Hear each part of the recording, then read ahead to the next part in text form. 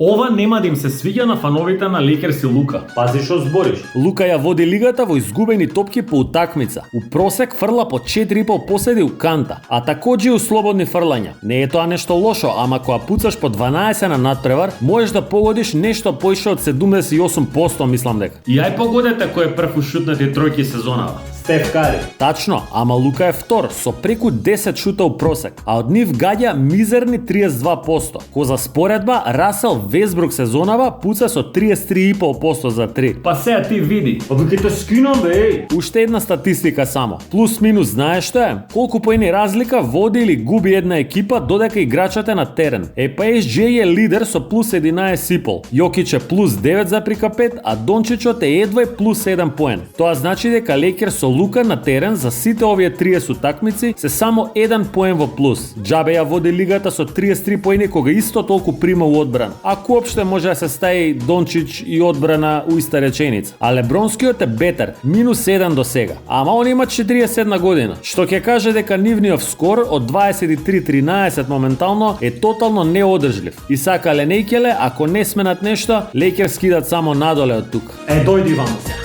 Имате среќа што од наредни 10 меча 7 се против екипи испод 50%.